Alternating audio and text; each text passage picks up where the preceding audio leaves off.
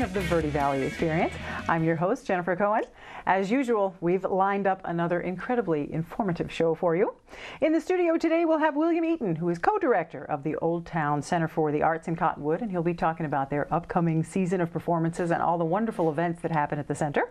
Colleen Gilboy, who is the director of the Verde Valley Fairgrounds, will be here, and Colleen will have all the info on the Verde Valley Fair's Fall Arts and Crafts Festival, which will be happening October 24th and 25th, the fairgrounds. Family fun, I tell you, with all your favorite fall time activities. You can't miss this one. It's really cool. Brian Reinhardt, the director of the Sedona Film Institute, will share info with us on the Sedona Filmmaking School's new home at the Arts Center and about all the classes that are available therein. That's a very exciting thing. Heather Rometti, the early Head Start teacher, she's going to be here to tell us all about their upcoming event on October 11th. Now, this one's really cool. Clarkdale and Cottonwood Cardboard Challenge. That sounds a lot of fun. It's been inspired by one amazing young man's ingenuity that was featured in a short film called Kane's Arcade. Now, this is awe-inspiring. If you haven't seen it, you're going to have to look this one up. And then we'll head on down to Larry's Antiques and Things in Old Town Cottonwood and hang out in the barn with owner Larry Cohen.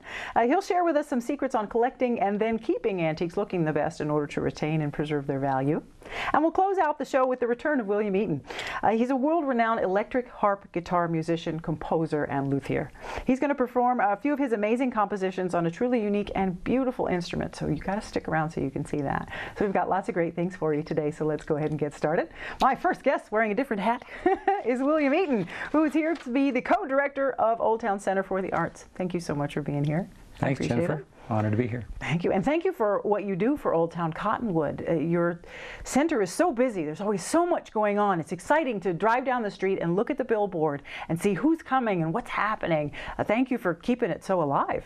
Oh, well, Art, it's been a really an adventure for us, for sure. My wife, Christy, found that building, and she comes from the modern dance world and was going to, looking for a building to do aerial work, silks and trapeze, and found that building and said, let's renovate this place. And it's a fascinating old building for those people who have been there or have never been there. It was built in 1938.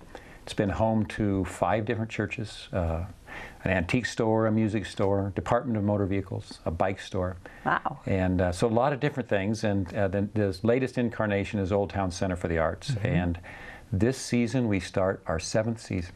Wow. Which is hard for me to believe. We've come this far, but 333 shows so far. And lots of music, comedy, theater, dance, special events, festivals. So it's been a real journey. That's amazing. And you can have your own special event there as well, which is very cool. I've got a couple of different venues for us if we want to have put on our own play or bring somebody in to talk. Absolutely. And we've had everything from city council meetings to backyard gardening expos and all kinds of, we look at primarily, certainly it's a venue, but beyond that it's really community.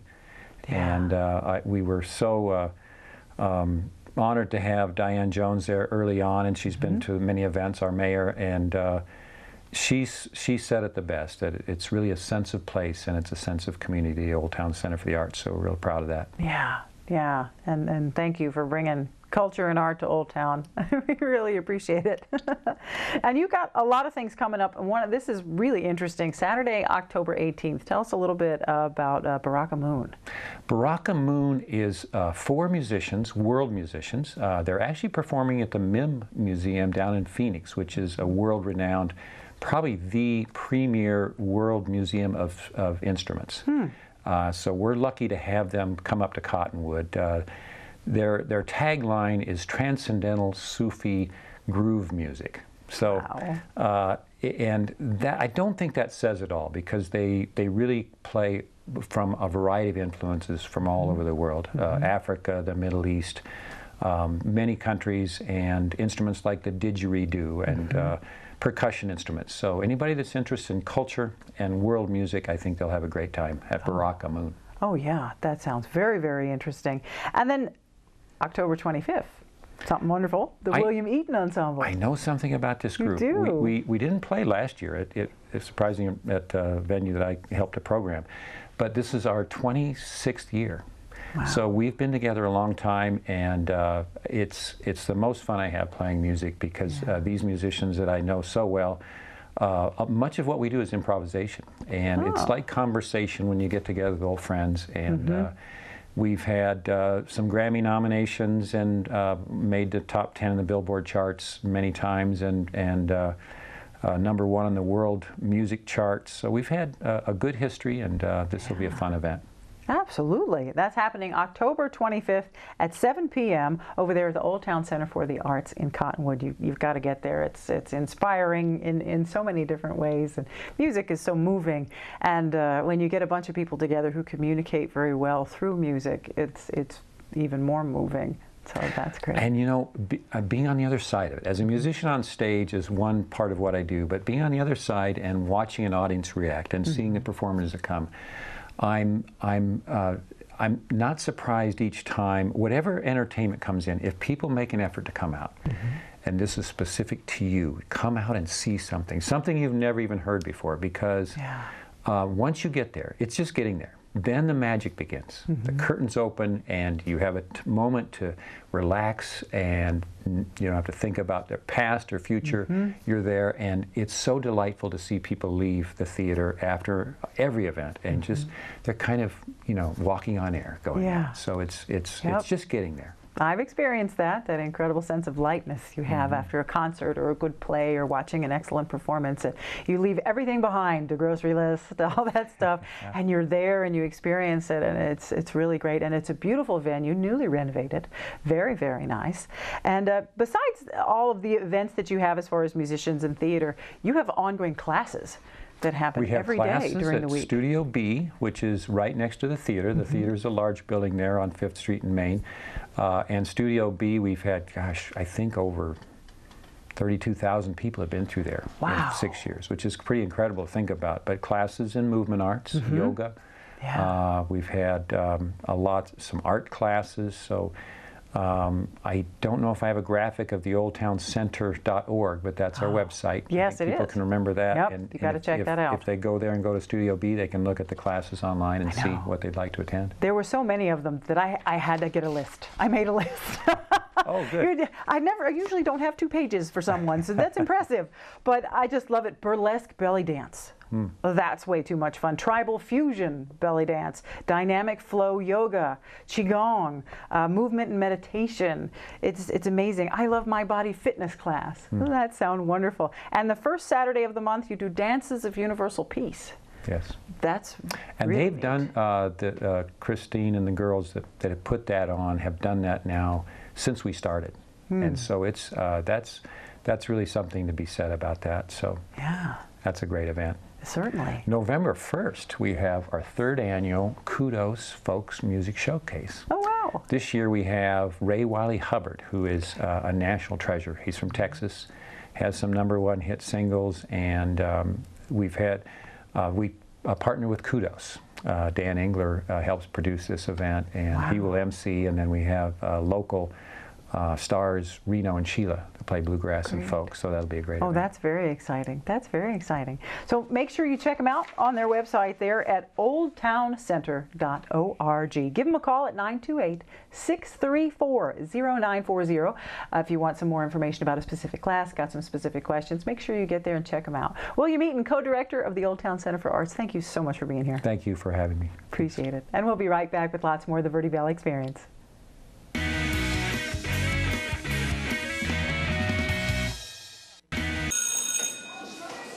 Don't look at me. Your hair's a bit frizzy today. Oh, you should pick that up. Oh, you're such a dork. Loser. Here, let me help you with that. Oops. Every day, kids witness bullying. Oh, look. Your crush is looking at you. Or you. They want to help, but don't know how. See, no one here's gonna help you, because no one Teach your likes you. kids how to be more than a bystander. Visit stopbullying.gov. When the city lights fade, our lights get brighter. When your night needs life, ours comes alive. When you want to do something different, we say, come out and play. Come experience the new Mountain Springs Buffet. All you can eat starting at just $7. Cliff Castle Casino Hotel, voted #1 casino in Arizona 15 years in a row. Hart, what's going on? I'm leaving. Why? What did I do? Not enough. You constantly ignore me. You barely eat anything healthy. You're half as active as you used to be. The pressure is just too much. I quit. Okay, I get it. I'll do better. Just please, don't leave. Okay. But remember, if I go, you go. Listen to your heart. Don't let it quit on you. Uncontrolled high blood pressure could lead to stroke, heart attack, or death. Get yours to a healthy range before it's too late.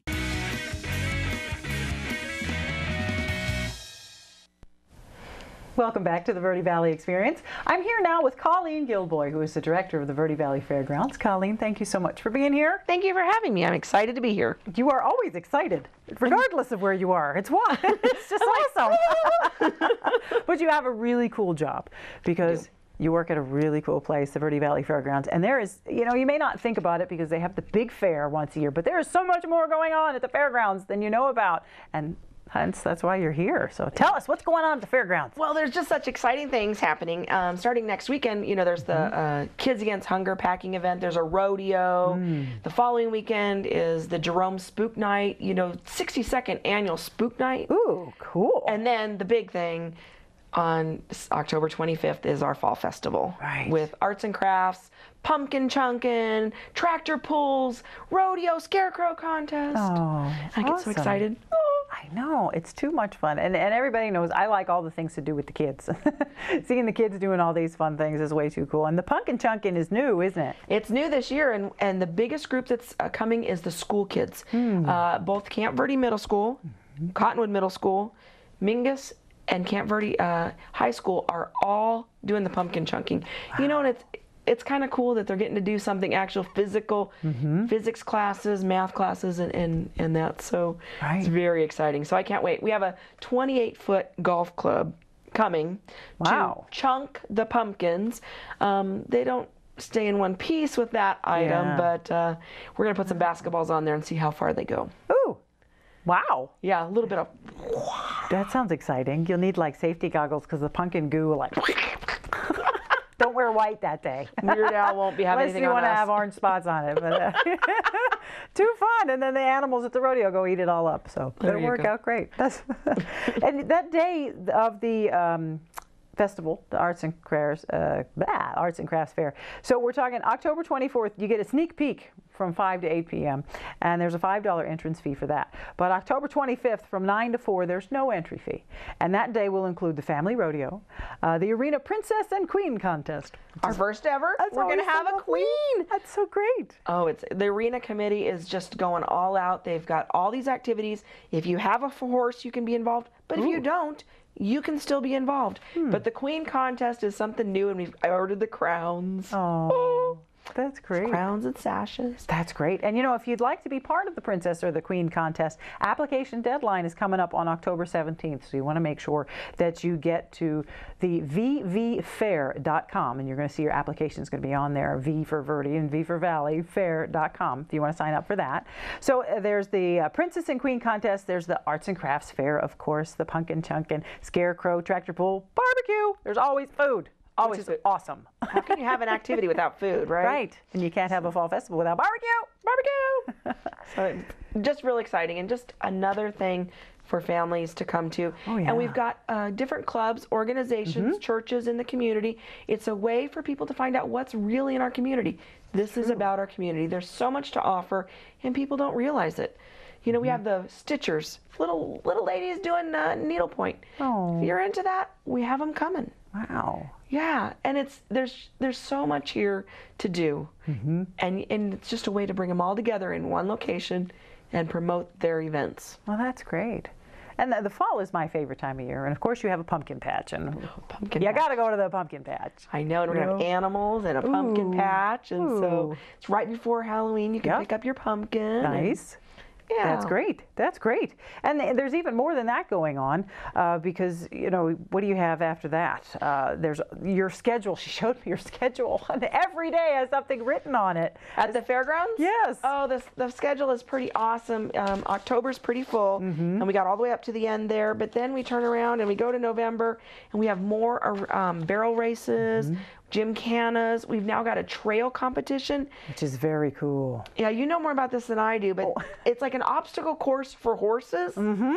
And so that's a new thing that's starting in October. Yeah. And it's all on the VV Fair website. Yep, check it out. There's the application and all the rules and regs and what goes on and how to get involved in that. That's an amazing thing to do. Yeah, that's what I'm so excited. This arena committee has really just stepped up and stepped out there and just making sure there's things happening at our arena.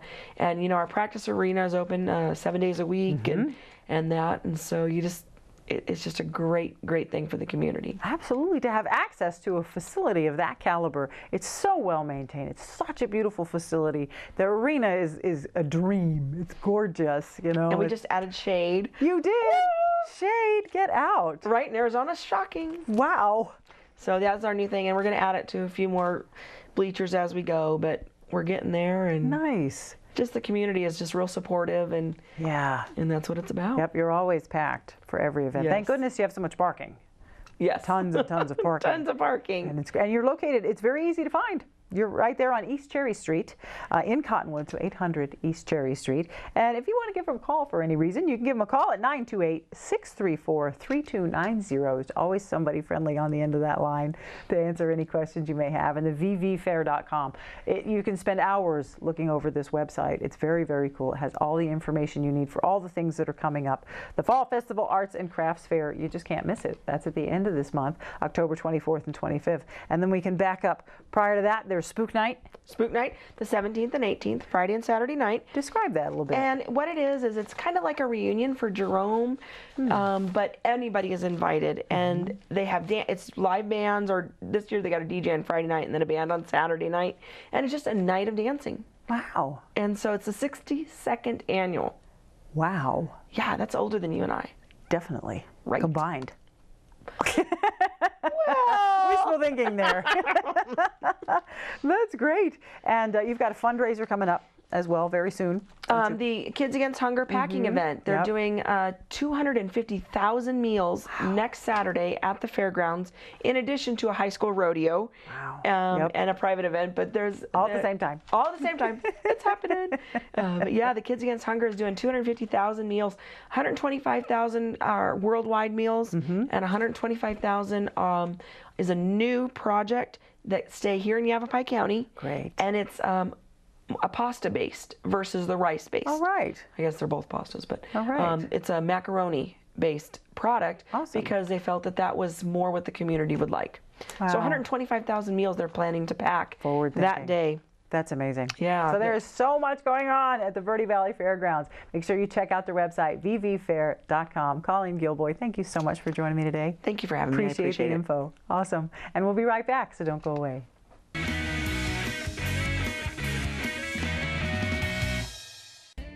When the city lights fade, our lights get brighter. When your night needs life, ours comes alive. When you want to do something different, we say, come out and play. Come experience the new Mountain Springs Buffet. All you can eat starting at just $7. Cliff Castle Casino Hotel, voted #1 casino in Arizona 15 years in a row. At Gettle's High Desert Mechanical, rather than do lots of things, we focus on doing one thing right. We serve climate-challenged people. Gettle's starts with a free system evaluation to identify the best AC and heating equipment for your home or business. Professional installation, warranties, and service after the sale. If you're climate-challenged, then we're the right choice. Gettle's High Desert Mechanical, the name to trust.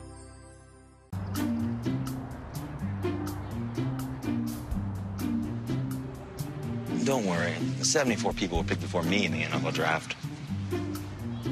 To fight childhood obesity, United Way and the NFL are helping kids play at least 60 minutes a day. Okay, time for the team obstacle course. Yay! What this place needs is more healthy kids. To get involved or donate, go to unitedway.org/play60. Now I get it.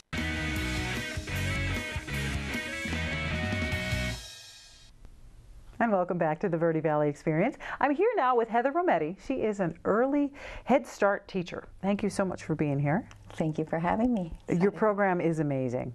I have to say, it does so much over the past 30 years. It's really amazing, and it covers 27,000 square miles, including 4 counties of Apache, Navajo, Coconino, and Yavapai. That's a lot of work. It is. It is amazing. And the program actually has been going on 50 years. Head Start is celebrating its 50-year anniversary this year. And Early Head Start, which is the division that I'm in, is celebrating 20 years. Wow. That's, see, don't you know the internet?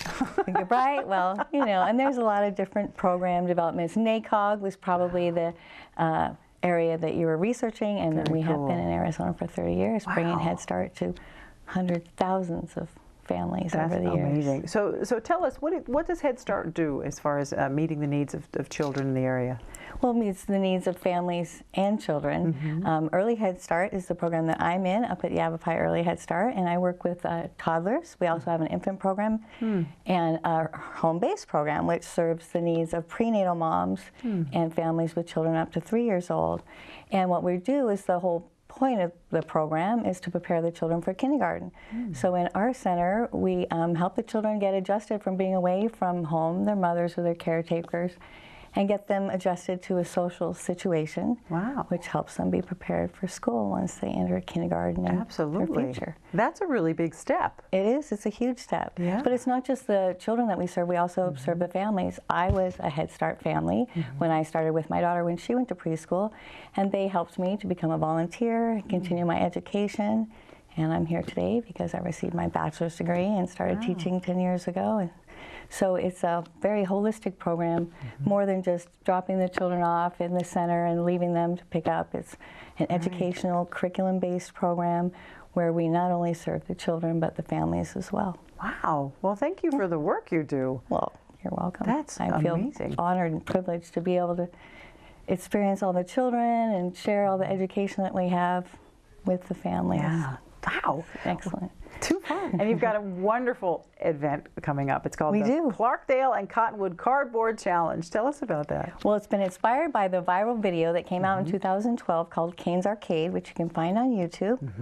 And it took a young gentleman who created this huge arcade out of cardboard in his father's auto shop. And one gentleman came in to buy a door handle and was just amazed at the work that Kane had done, and he decided to create this flash mob, which hundreds of people showed up in LA, and he was just amazed. All these people got behind the movement, and they started the Imagination Foundation. And so now this year we're working on the 3rd year of the Global Cardboard Challenge, and it's a whole day of cardboard building where we're going to collect recycled materials, cardboard, glue, duct tape, paint, and just create whatever their imaginations can think of. Wow. It should be fun. We had a little small gathering this summer at a home-based play group that we had, where we had children building car washes, dog houses, playhouses, ball games, just whatever they could imagine, and it was just a blast. So we're hoping we're going to take it to a bigger scale and invite the whole public to come and join us. Wow, that's incredible. That's happening Saturday, October 11th from 10 to 1. And where's that going to be held? It's going to be at the Cottonwood Head Start Center, which is right behind the Clemenceau building, in between the Cottonwood Elementary School and Cottonwood Middle Schools. We've had sponsors from all of our teachers in the community, been collecting boxes for months, and just any material that we can think of that would be fun to build with. Home Depot has decided to sponsor us, so they're going to be donating duct tape and paint and glue. Salix Computer and Biometrics has donated all kinds of cardboard for us, so it's just all the materials are going to be supplied, refreshments supplied, just going to be just fun. Fun time. The more the merrier. We're going to have family advocates on hand if we have any families that are interested in researching our program or perhaps applying. We do have spots available in our preschool program, and we always welcome applications to build a wait list for our infant and toddler program. Sure. Wow.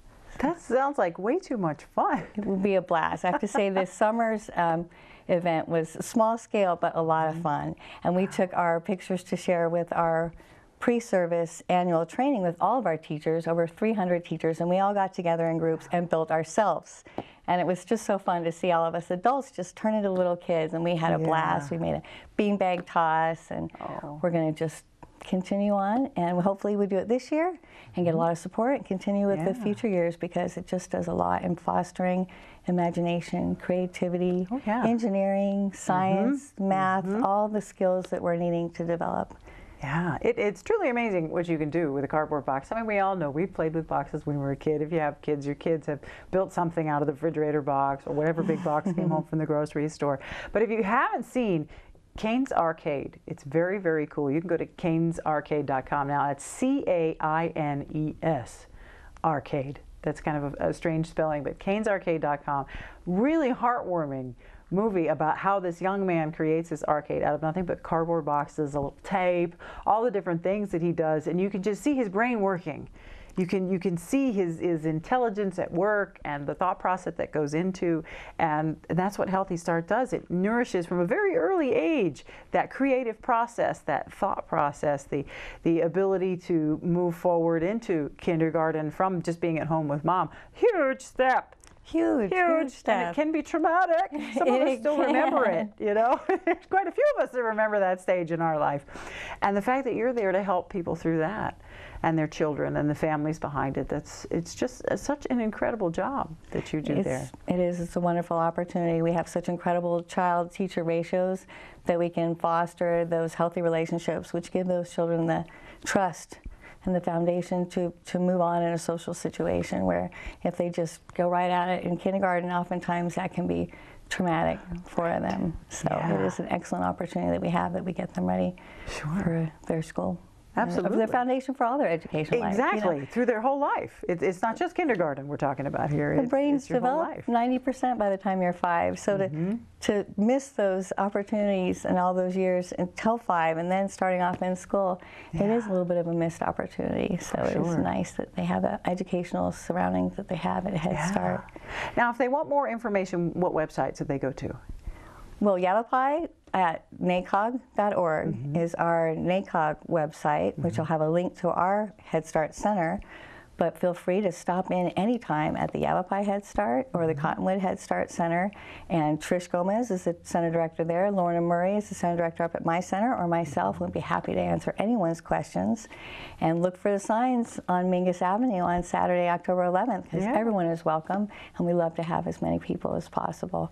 Very cool. I can't wait to see pictures of the event. It sounds like it's going to be so much fun. Definitely. Go to the Imagination Foundation website, and you can see pictures and storyboards from the past Global Cardboard Challenges and a little bit from our Summer Cardboard Challenge. And then after October 11th, we'll have, I'm sure, plenty of pictures. Way too cool. Way too cool. Heather Rometti, Early Head Start teacher from the Early Head Start program. Thank you so much for being here. Thank you so much. Appreciate the work you do. Appreciate it. Cool. Thank you. We'll be right back, so don't go away. At Gettles High Desert Mechanical, rather than do lots of things, we focus on doing one thing right. We serve climate-challenged people. Gettles starts with a free system evaluation to identify the best AC and heating equipment for your home or business. Professional installation, warranties, and service after the sale. If you're climate-challenged, then we're the right choice. Gettles High Desert Mechanical, the name to trust.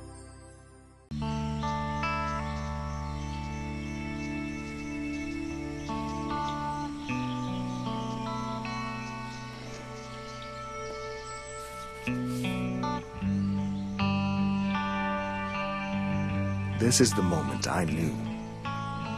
His future had no boundaries. There are some moments only the forest can inspire. Find yours at discovertheforest.org. When the city lights fade, our lights get brighter. When your night needs life, ours comes alive. When you want to do something different, we say, come out and play. Come experience the new Mountain Springs Buffet. All you can eat starting at just $7. Cliff Castle Casino Hotel, voted #1 casino in Arizona 15 years in a row.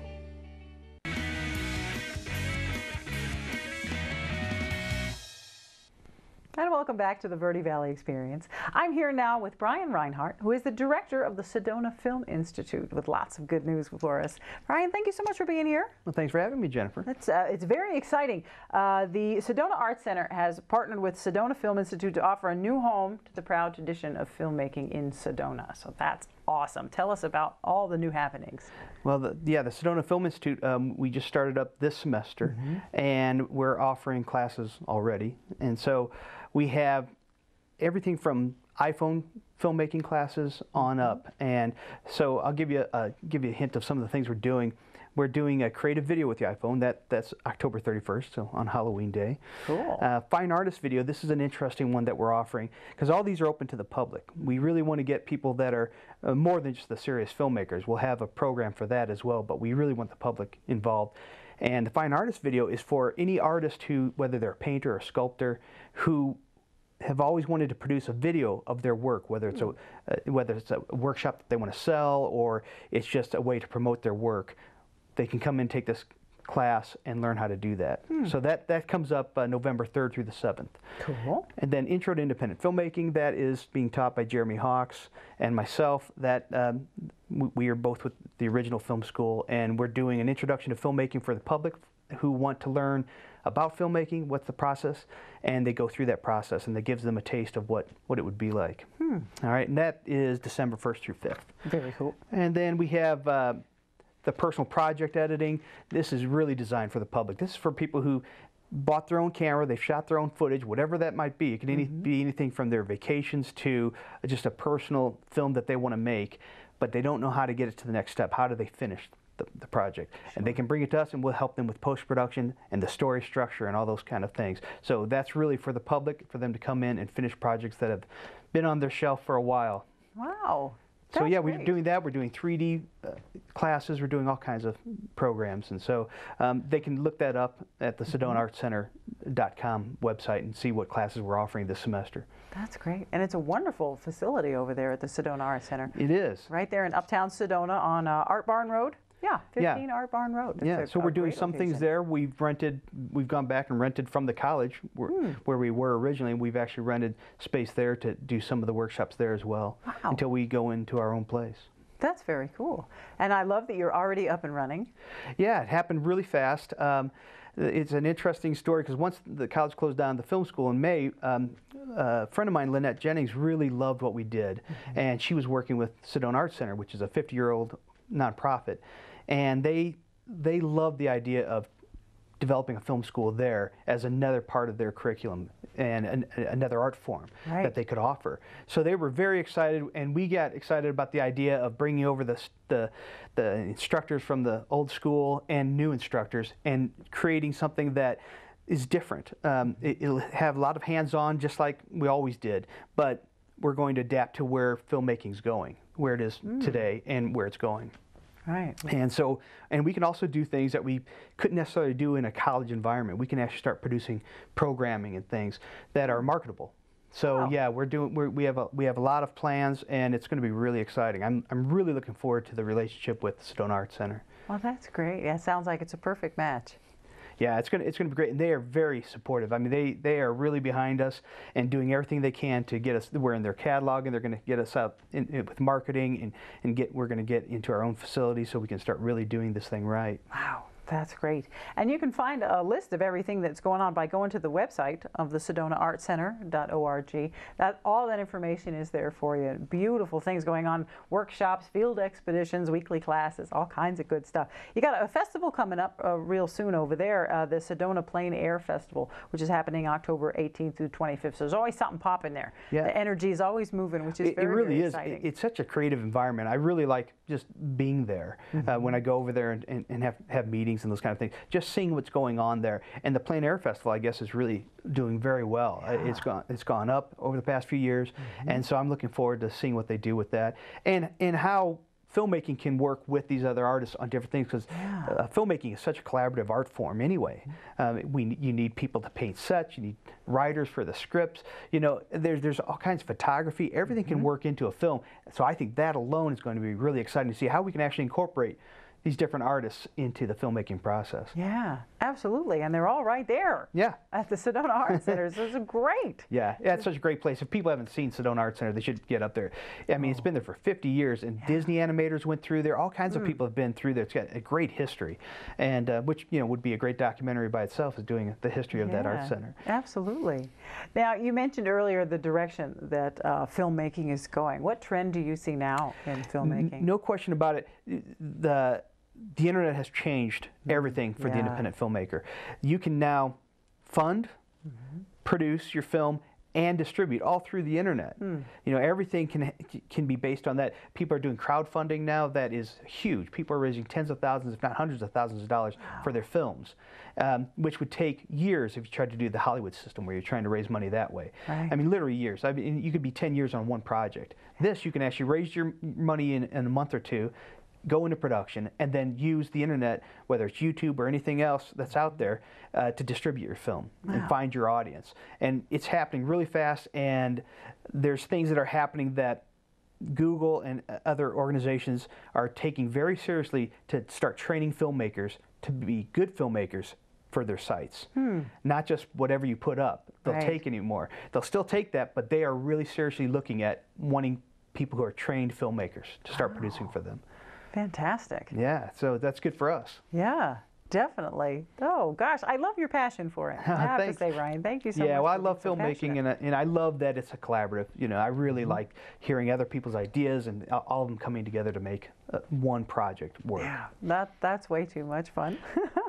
Ryan Reinhardt, the director of the Sedona Film Institute, has been with us telling us all about all the exciting things going on at the Sedona Film Institute, which is now associated with the Sedona Art Center at 15 Art Barn Road in Sedona, Arizona. You can check them out at Sedona Arts, there's an S in there, center.org. That's going to have the list of all the things that are happening, the classes, the expeditions, all the interesting information that you could possibly find there. You can also give them a call if you want to talk to a person at 928-282-3809. Lots of good information for you there. Brian, thank you so much for being here. It's always nice seeing you. Continue on with your enthusiasm. I love it.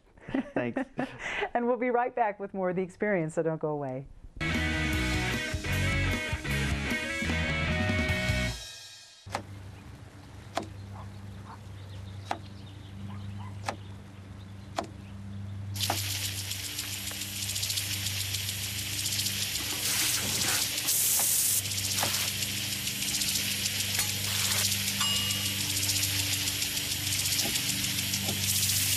Clean kitchen surfaces, utensils, and hands with soapy water. 1 in 6 Americans will get sick from food poisoning this year. Keep your family safer. Check your steps at foodsafety.gov.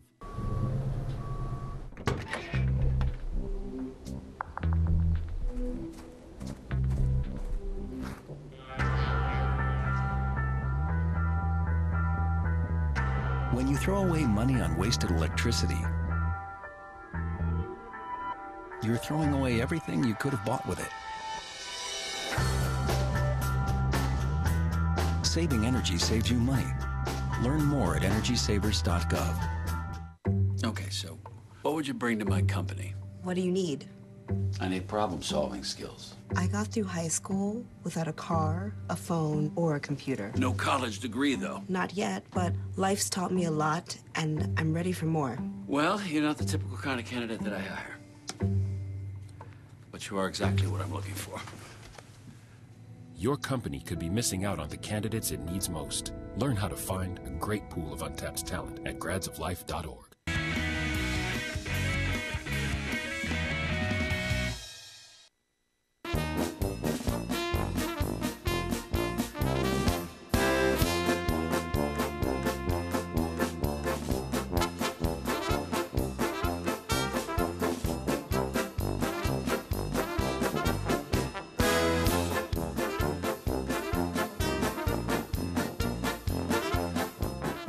And welcome back to the Verde Valley Experience. We're now down here in historic Old Town Cottonwood on Main Street at Larry's Antiques and Things. And I'm here with Larry Cohen, co-owner of Larry's Antiques, and we're going to talk about NASCAR? No, antiques.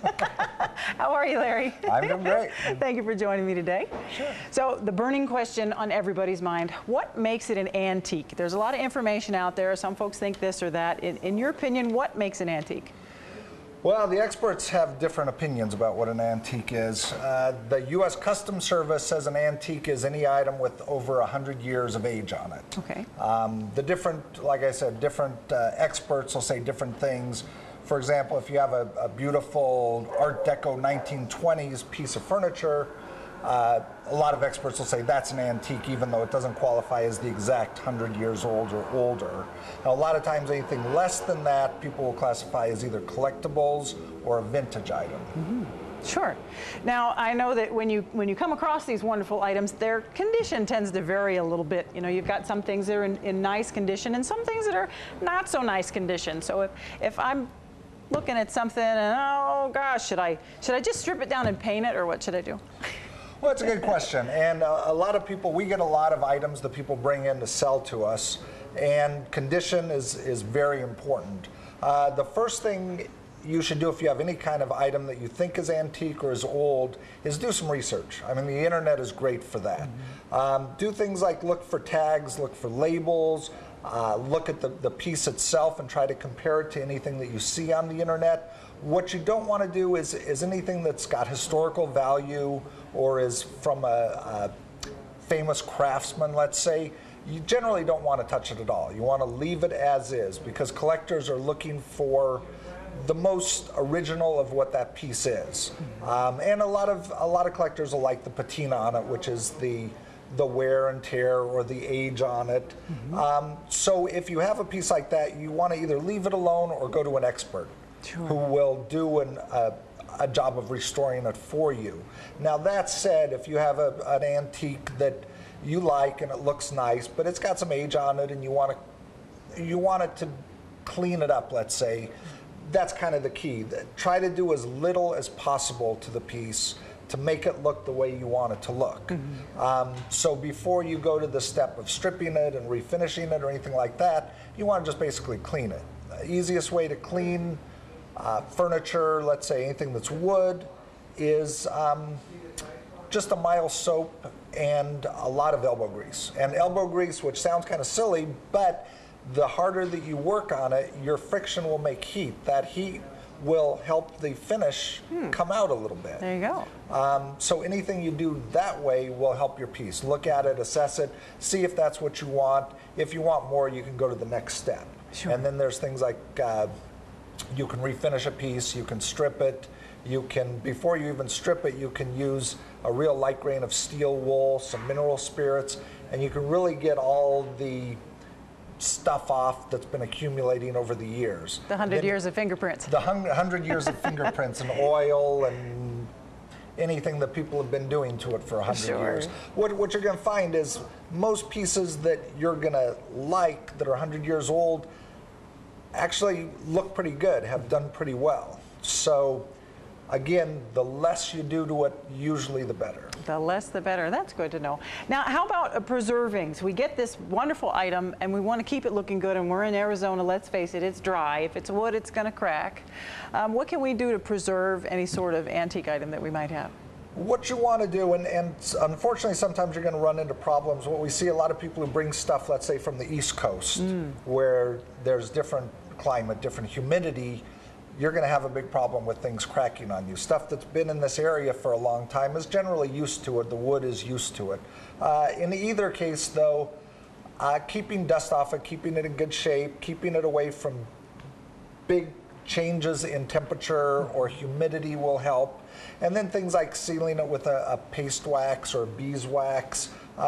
There's tons of products at the Home Depot or wherever you need to go that, you know, read the ingredients on it and you'll find something that'll help your furniture. Sure. Things you want to kind of stay away from are which people have done for years, is the old aerosol cans. Those tend to have some silicone oils on it that can actually damage your pieces more than help your pieces. Right, that's true. You don't want to be doing any damage, so less is more, I guess you could say. Now, what is it that dictates the value of a specific item? Can you give us some ideas on that? That goes across the board. You know, things that obviously age has a lot to do with it, but not just age. We get a lot of people that come into the store and say, I have, let's say, apothecary bottle. I have a 150-year-old apothecary bottle. Now, there are some apothecary bottles that are worth a fortune. I have cases of them that are worth $3, $5. So it's not just age. You want to look at the rarity of the item. Something like an apothecary bottle, again, everyone had millions of them in their houses back in the day, and they held up pretty well. Whereas some things don't hold up as well, so you'll find less of them now. That's true. So you want to find the rarity of an item. You also want to find the desirability of it. Sure. And it's a fickle market out there, because there's some things that this year or for the next 5 years everyone wants, but it'll go up and down. A good example is Hummels. Hummels were the popular thing 30 to 15 years ago. Now they're not the most popular item anymore, but it's not to say that they won't come back and they'll become a more valuable item again. True.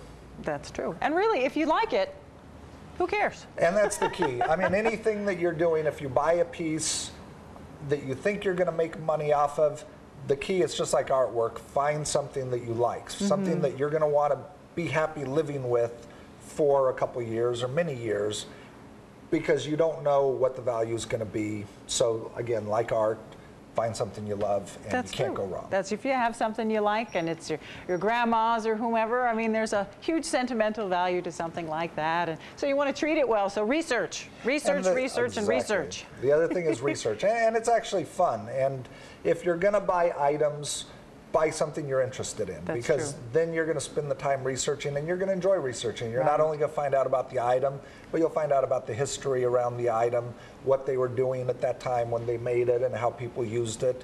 And it's fascinating. Yeah, absolutely. Thank you, Larry. Appreciate you being on the show. And we'll be right back with more Verde Valley Experience, so don't go away.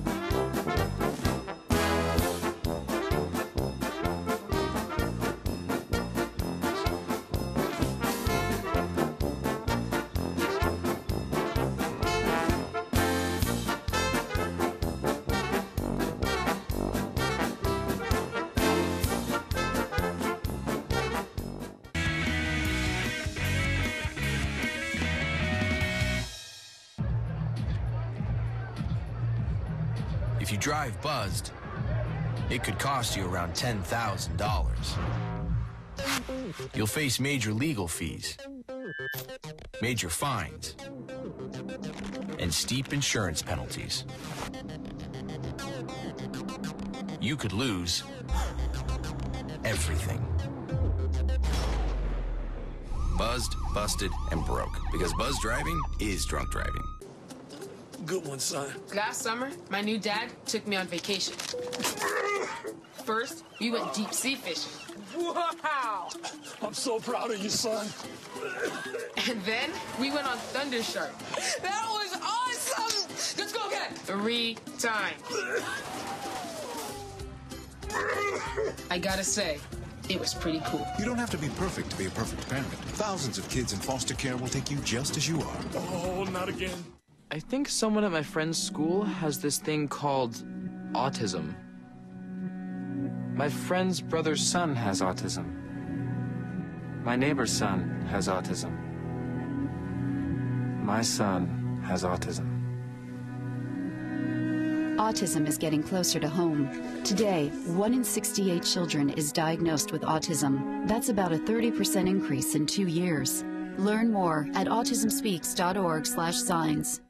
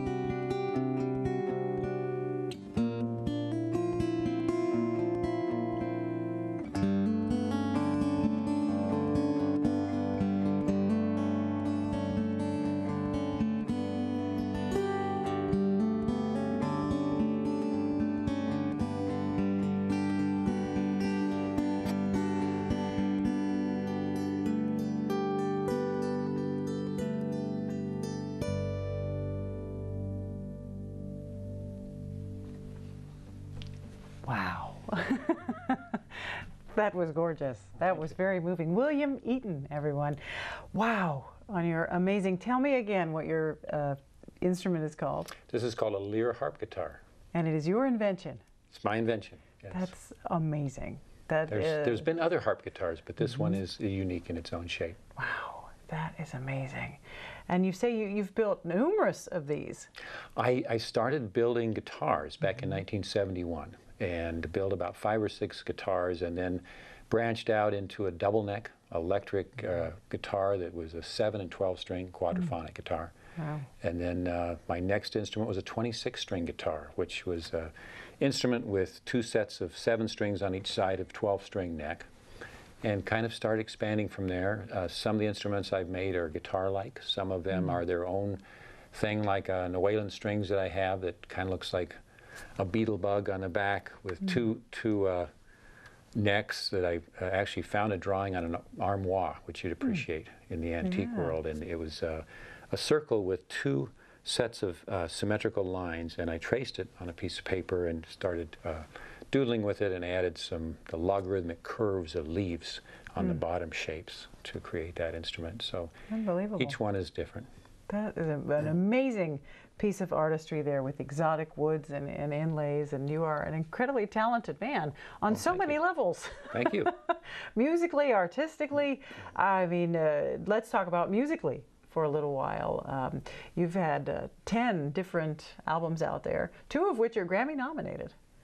Well, I think 16 albums so far. Wow. And 4 Grammy nominations. Wow. So, congratulations. Thank you. Thanks. And that's in large part due to the collaborators I've worked with. R. Carlos Nakai is a very well-known Native American flutist, and Will Clipman, a longtime friend, and then the ensemble that I play with that will be playing at Old Town Center on the 25th. Alan Ames, superb violinist, and Claudia Tulip on flute, and Mary Redhouse, 4-octave range Native American vocals and flutes, and Will is on that group as well. And then I get to collaborate at the Guitar Making School, a school that I helped to start way back in 1975. We're having our 40th anniversary this year, which is kind of a landmark for me. To see full circle of starting making my first guitars and then seeing these graduates who are now management of large guitar companies like Gibson and senior research design engineer for Fender and all these, and what they've done in their careers. So the real story for me is to see these young kids now assuming really important roles in the world of guitar making. Sure. It's come a long way, I have to say, since my dad's guitar. There's a lot more out there. Can you describe for us your inspiration for this particular instrument? This one is a series of instruments, and this was the first in the series in studying the very first stringed instrument, which is a shaman's bow, played on the jaw, and the head cavity was the resonating part of that instrument, and the hunter singing bow, which has morphed into the berimbau, for example, in South America and other instruments. So that's this shape, the archetype shape of a bow, which is the first stringed instrument, and the archetype shape of the lyra, or lyre. People have seen pictures of Apollo and Zeus and Orpheus and the Greek in mythology playing that instrument, and it actually has its origins in the symmetrical shape of horns from animals. Bison, ibex in Africa. Every continent has a version of the lyra shape. And so that's this part of the shape, and of course the 6-string guitar. So that's the inspiration, was to combine these instruments and have the lower and high pitched strings that are available on across the different string banks. That's amazing. That's really amazing. And you're going to play another song for us in a few moments on a different instrument. Can you tell us about the next instrument? Yes, the next instrument I'll play is a lyra, which is you'll see that shape. And the first one I saw was in the Lauren Bolton collection, which is down at ASU. It's been moved now to Indiana, but it was an instrument that was made with the horns of an animal and a tortoiseshell for the cavity, and then the skin was stretched across it. Very common in the indigenous instrument families. Wow. And I looked at it, and it just made a real impression on me. And at the same time, I was studying Greek literature and Greek mythology, and seeing all these various players do unimaginable things with this instrument. I said, well, as an instrument maker, I have to at least make one. Sure. And will you be playing one that you made? Yes, this is one that's made from maple. Wow. And the knot hole is a natural knot hole. I opened it up, book matched the top and the back. The sound hole is actually a knot hole. Wow.